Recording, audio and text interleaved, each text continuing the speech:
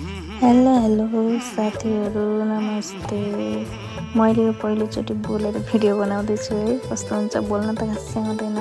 आज चाहिँ हामी दाङ टु सल्यान खलङ्गा जाँदैछौँ दसैँ मनाउनको लागि। बाबुको बिदा भयो अनि त्यसपछि हामी जाँदैछौँ है। हाम्रो दाङदेखि तुलसीपुरदेखिको यात्रा सुरु भयो अनि बाबुको बिदा भयो अनि त्यसपछि बिदा भएको 2 दिनपछि चाहिँ हामी जाँदैछौँ। यो चाहिँ मैले खासमा यत्तिकै हाम्रो यात्रा सम्झनाको लागि मात्रै बनाएको भिडियो हो।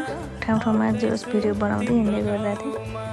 यो चाहिँ तुलसीपुरदेखि माथि कपुरकोटको यात्रा हो है। यहाँनिर चाहिँ पारी यस्तो पाहाडहरू कस्तो राम्रो देखिरहेको थियो कि वारिपारि हेर्दै हिँड्दा चाहिँ राम्रो, तर बाटो चाहिँ लास्टै खतम। बर्खा पानी परेर झन् बिग्रेको थियो बाटो। यो चाहिँ तुलसीपुरदेखि चाहिँ माथिबाट तल तुलसीपुर देखिरहेछ, कस्तो राम्रो देखिरहेको थियो। यताउता हेर्दै हिँड्दै गाडीमा दसैँको गानाहरू बजाइरहेको थियो, रमाइलो भइरहेको थियो। तर यहाँनिर तल हेर्दा चाहिँ यस्तो आँखा रिहाउने नि, डर पनि लाग्ने फेरि। कस्तो राम्रो देख्थ्यो पाहाडहरू यताउता हेर्दै हिँड्दै रमाइलो भइरहेको थियो। मेरो 2टा बाबु अनि म गाडीमा चाहिँ चिनेको मान्छेहरू कोही पनि थिएन। यस्तो राम्रो देखिने फेरि माथि बादल लागिरहेको बाटो ठाउँमा यस्तो बिग्रेको, पुरै माथिबाट पहिरो खसिराख्ने, तलबाट पन्छ्याउँदै गाडीहरू वार गर्ने त्यस्तो भइरहेको थियो। बाटो यति माथिबाट कसरी बाटो बनायो होला कि तल यस्तो छाँगो छ। यो चाहिँ कपुरकोट बजार देखियो ठ्याक्क। कपुरकोट यस्तो राम्रो छ कपुरकोट। यहाँको चाहिँ हावा कस्तो चिसो चल्छ कि यहाँ। यो चाहिँ ठ्याक्क कपुरकोटको गेट भइहाल्यो। कपुरकोटको गेटदेखि भित्र गयौँ हामी।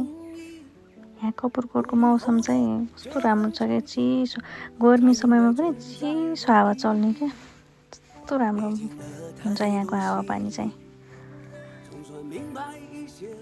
कपुरकोट क्रस भइसक्यो। कपुरकोटदेखि यता ठ्याक्कै यता तलतिर लाग्यौँ हामी होइन। कपुरकोटदेखि यता बिचको ठाउँहरू त मलाई खासै आउँदैन, नाम के पर्छ। यहाँनिर चाहिँ कपुरकोटदेखि यता तल यो चाहिँ मूलपानी भन्ने ठाउँ रहेछ। यहाँनिर यो मूलपानीको बजार, मूलपानी भन्ने ठाउँमा चाहिँ पानी मिठो हुन्छ भन्छ। यहाँनिर गाडी रोकेन आज चाहिँ, अघि कस्तो यहाँ गाडी रोक्थ्यो, आज रोकेन।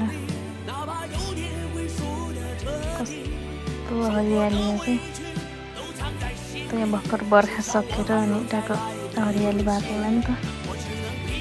मैले चाहिँ मेरो हात देखाइरहेको बाहिर रमाइलो भइरहेको थियो।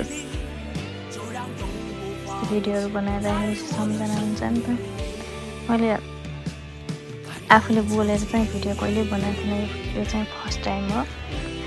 बिचमा बाटो कस्तो बिग्रिरहेको थियो, घुमाउरो कस्तो थियो। पाहाडको बाटो त भयो, फनक घुमाउँदै गाह्रो पनि भइरहेको थियो बिचमा घुमाउरो बाटो भएको हुनाले। यो चाहिँ त अरिगाले पेदी भन्ने ठाउँ।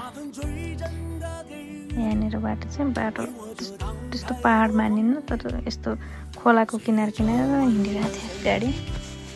खोलाको किनारदेखि नै चाहिँ यहाँ चाहिँ बाटो राम्रो, खोलाहरू, धान हरियो, माथि पाहाडहरू, मनै आनन्द हुने। यहाँनिर के फल हो, यो फलको नाम ठ्याक्कै याद भएन। हामीले खान्थ्यौँ पहिला पाकेपछि, अहिले चाहिँ काँचै थियो। बाबुको हुन्थ्यो टिपिरहेको थियो। कस्तो राम्रो हरियो धानहरू खोला बिचमा बगिरहेको। रमाइलो हुन्छ यस्तो यात्रा गर्न। गाडीमा अलिकति गाह्रो चाहिँ हुन्छ, पाहाडको बाटो होइन, डेन्जर हुन्छ नि त। यताउता हेर्दै हिँड्दाखेरि चाहिँ रमाइलो हुन्छ। रमाइलो लागिरहेको थियो।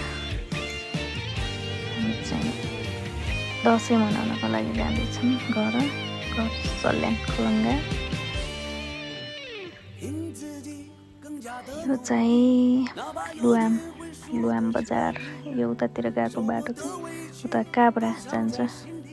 काभ्रा भन्ने ठाउँमा जान्छ।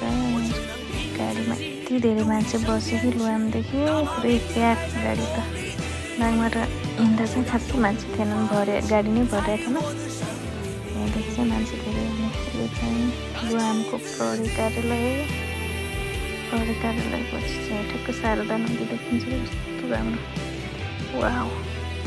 शारदा नदी तल तल बगिरहेको, माथि माथि गाडी हिँडिरहेको, यहाँनिरको यो चाहिँ यस्तो मन पर्यो मलाई। वाउ, कस्तो मन आनन्द हुन्छ कि यस्तो चिजहरू देख्दाखेरि। माथि पहाडहरू, तल खेत अनि खोला बगिरहेको, कस्तो मनपर्छ यस्तो चिजहरू। यहाँनिर चाहिँ मूर्ति बनाएर छ, मान्छेहरू हेरेको थिएँ। हामी चाहिँ सहरहरूको लागि अब यो चाहिँ श्रीनगर बजार। हामी चाहिँ श्रीनगरसम्मको गाडीमा आएको थियौँ। यहाँदेखि चाहिँ अर्को बस चेन्ज गरेर माथि खलङ्गाको अर्को बसमा बसेको थियौँ।